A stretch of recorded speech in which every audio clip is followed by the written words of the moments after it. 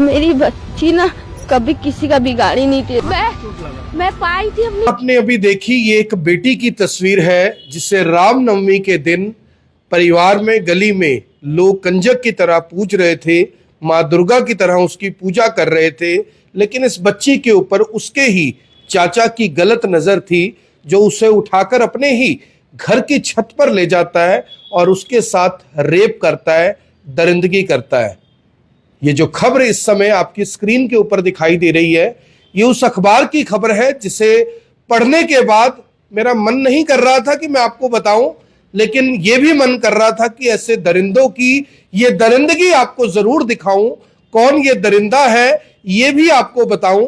मैं अपने मुंह से नहीं कह सकता कि इसे सरे बाजार गोली मार देनी चाहिए, तलवारों से काट देना चाहिए, फांसी देकर लटका देना चाहिए। ये आप खुद तय कीजिए कि ऐसे दरिंदों के साथ आखिर क्या करना चाहिए। ये मामला छत्तीसगढ़ के दुर्ग का है, जहां पर एक 6 साल की बेटी जो दुर्ग की रहने वाली थी, मां दुर्गा की पूजा अष्टमी के दिन इसी बेटी के साथ इसका चाचा ना केवल दरिंदगी करता है बल्कि इसके प्राइवेट पार्ट में सिगरेट तक।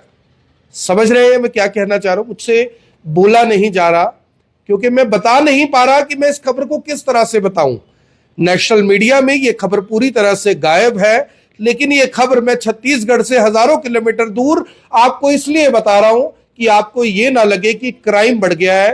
क्राइम इतना नहीं बढ़ा है जितनी गंदगी बढ़ गई है, और वो गंदगी हमारे दिमाग की है। आप सोचिए कि अगर एक बच्चा अपने घर से निकल रहा है तो वो सबसे ज्यादा सुरक्षित अपने आप को अपने पिता, अपने दादा, अपने चाचा के साथ, अपने भाई के साथ महसूस करता है। और ये चारों ही, चाहे दादा हो, पिता हो, चाचा हो, भाई हो, इन सब के ऊपर इस तरह के आरोप लगते रहे कि दादा ने अपनी पोती के साथ, भाई ने अपनी बहन के साथ, चाचा ने अपनी भतीजी के साथ और एक बाप ने अपनी बेटी के साथ रेप किया। और वो रेप तब और भी ज्यादा जघन्य हो जाता है जब उस बच्चे की उम्र सिर्फ 6 साल हो, जिसने वो दुनिया ही नहीं देखी जिसे देखने के लिए वो आई थी।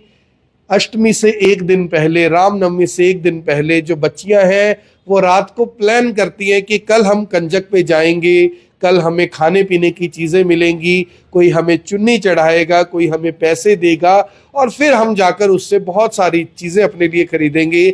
लेकिन इस दरिंदे ने, इस यानी मेरे मुंह से गालियां निकल रही हैं ऐसे व्यक्ति के लिए।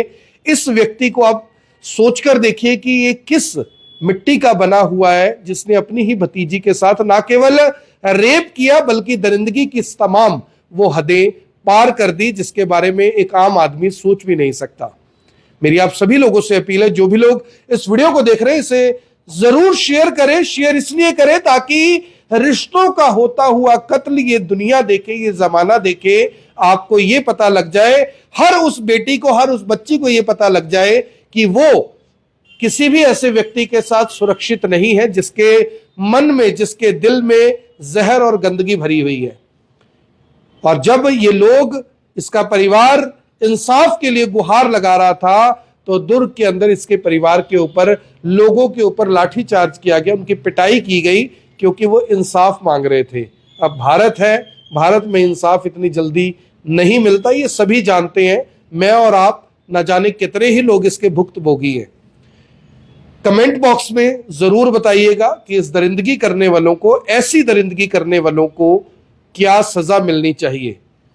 जब गल्फ कंट्रीज में ऐसी ही कोई हरकत करता है ना, तो उस जो व्यक्ति है उसके प्राइवेट पार्ट को काट दिया जाता है वहां पर, दुनिया को ये मैसेज देने के लिए कि जो इस तरह की हरकत करेगा उसे पूरा जीवन जीने लायक ही नहीं छोड़ा जाएगा।